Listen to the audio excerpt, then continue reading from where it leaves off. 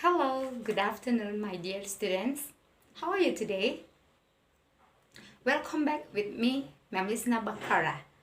Today, we are going to learn about Sangkuriang or narrative text. In your English textbook, on page 131, chapter 7.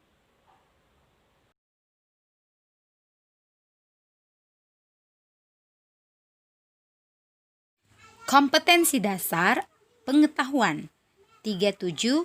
Membandingkan fungsi sosial, struktur teks, dan unsur kebahasaan beberapa teks naratif, lisan dan tulis dengan memberi dan meminta informasi terkait fairy tales, pendek dan sederhana sesuai konteks penggunaannya.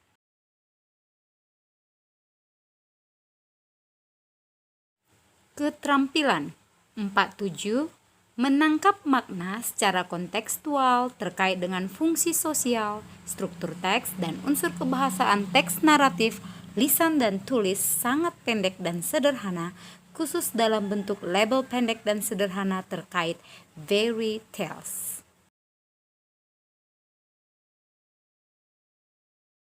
Social function atau tujuan pembelajaran dari naratif teks adalah yang pertama, to listen to a folk tale atau mendengarkan sebuah cerita rakyat.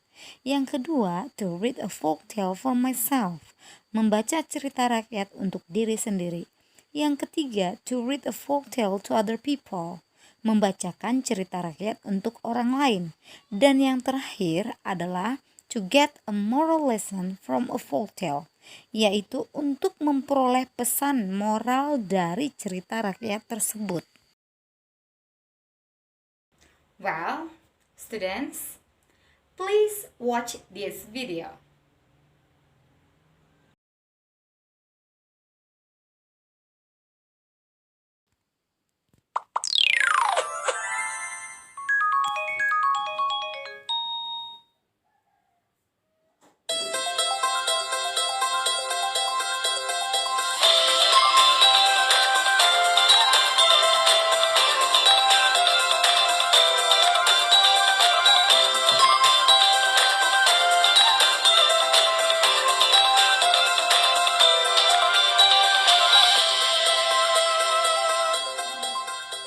Once upon a time, in a prosperous kingdom called Parayangan, there lived a beautiful princess named Dayang Sumbi, who loved weaving. One day, Dayang Sumbi was weaving on the terrace of the palace. For some reason that day, she felt a little dizzy and weak. The spun yarn kept falling, and Dayang Sumbi became too lazy to pick it up. As the spun yarn fell, Dayang Sumbi started to get annoyed. Then she said, "Whoever picks up this yarn for me, I swear I will take him as my husband." When Dayang Sumbi realized that the yarn had been picked up, she got confused as to who had done it. "Who picked up this yarn for me? There are no people here." Dayang Sumbi was very surprised to find that the one who had picked up the yarn was Tumang, a royal dog who was famous for being loyal and powerful. "I'm the one who took it for you, Dayang Sumbi." What? Are you Tumang? That means you will be my husband? Dayang Sumbi could not revoke her oath, so she married Tumang. As a result of their marriage, Dayang Sumbi gave birth to a baby boy named Sangkuriang. Tumang told Dayang Sumbi not to tell Sangkuriang that Tumang was his father. "Dayang Sumbi, please don't tell our child that I'm his father." Okay, Tumang. I will not tell him. Sangkuriang grew to be a healthy, agile, and intelligent boy. Tumang always followed Sangkuriang wherever he went and taught him all the magic he knew. "Come on, Tumang, chase me! Ha ha ha ha!" "Yes, Sangkuriang, I will chase you. Ha ha ha ha."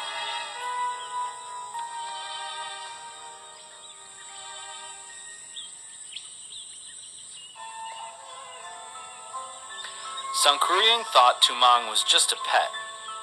He did not know that Tumang was his father.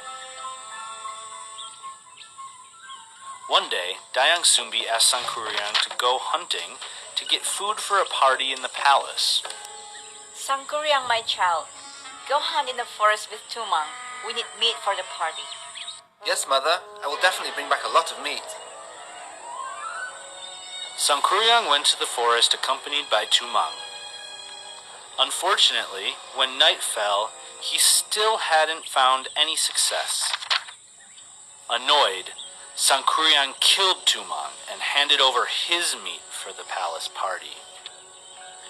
Dayang Sumbi did not know it was Tumang's meat. She thought it was meat from the hunt. Mother, this is what I got from the hunt for the palace party later. Wow! Thank you, my child. After the party was over, Dayang Sumbi asked the whereabouts of Tumang, who hadn't been seen at the palace party. My son, do you see Tumang?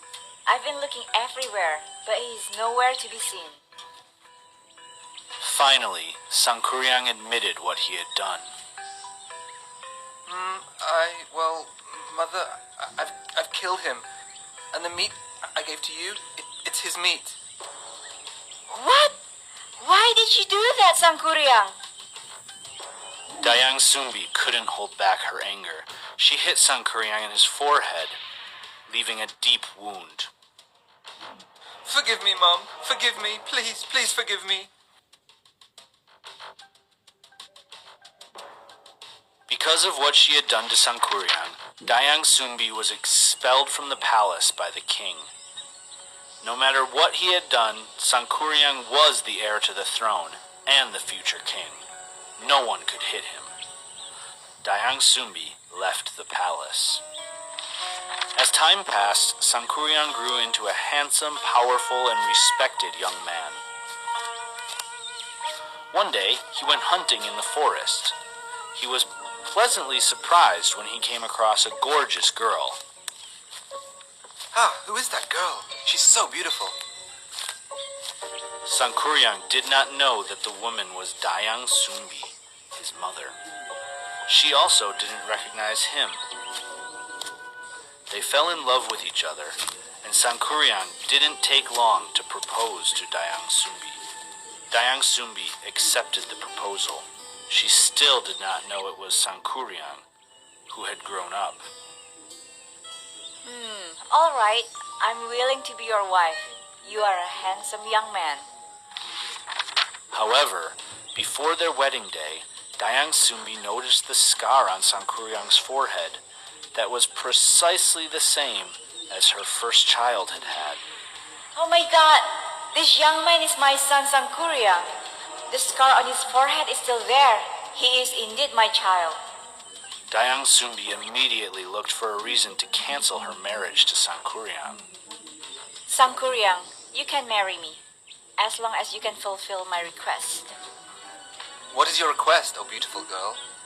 Dayang Sumbi had thought long and hard to come up with a request that Sangkuriang could never fulfill. I want you to turn the valley into a dam and make a boat to cross the water. It must be finished before dawn. Dayang Sumbi's request was difficult, but Sangkuriang did not want to lose Dayang Sumbi. Okay, I'll make all your requests come true. Sangkuriang harnessed all his magic powers. He invited spirits and jinn to help him. These powers had been taught to him by Tumang, his father. They then worked overnight, blocking rivers and plugging springs with mud and soil. Finally, I can finish this dam.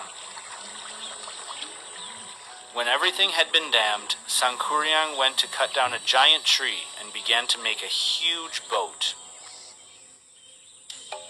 Now, all we have to do is make a big boat to cross the water. I can do it. Dayang Sumbi began to get nervous because Sangkuriang had almost finished the task, and dawn was still far off. Oh no! I have to stop Sangkuriang before dawn. Dayang Sumbi prayed earnestly to God that Sangkuriang would fail. Oh God, how can I marry my own child? It is impossible. Please make the dawn come quick, so that all the spirits leave, and no one helps Sangkuryang to complete the boat.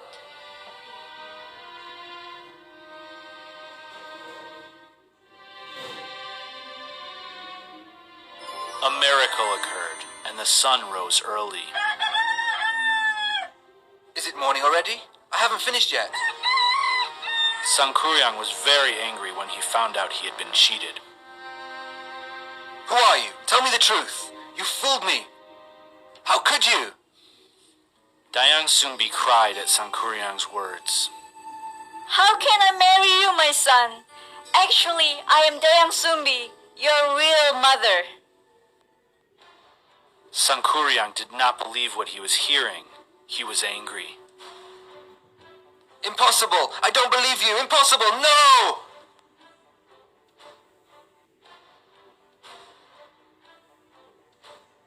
I am your mother, Sangkuryang, your real mother. Then Sangkuryang kicked the boat, which flew far away. The boat came to rest upside down and turned into a mountain, which is now known as Tangkuban Perahu Mountain. Ceritanya menarik, bukan? Itulah contoh naratif teks. Naratif teks adalah sebuah teks imajinatif, baik fiksi maupun non-fiksi yang bertujuan untuk menghibur pembaca atau pendengar. Teks ini berupa cerita fiksi, non-fiksi, dongeng, cerita rakyat, cerita binatang, legenda, mitos, dan lain sebagainya. Contoh teks naratif di dalam negeri seperti cerita Malin Kundang, Rawa Pening, legenda Danau Toba, Kancil dan Buaya, dan lain-lain. Contoh teks naratif dari luar negeri seperti Cinderella, Snow White, Prince Frog, dan lain-lain. Text structure dari naratif teks adalah yang pertama orientation, yaitu membahas tentang pengenalan tokoh, tempat, dan waktu terjadinya cerita. Yang kedua adalah complication. Di bagian ini terdapat permasalahan atau konflik yang terjadi di dalam cerita. Yang ketiga adalah resolution. Di sini berisi penyelesaian terhadap masalah yang terjadi. Yang keempat adalah reorientation, jika ada, yaitu kesimpulan akhir dari cerita. Language features-nya adalah simple past tense.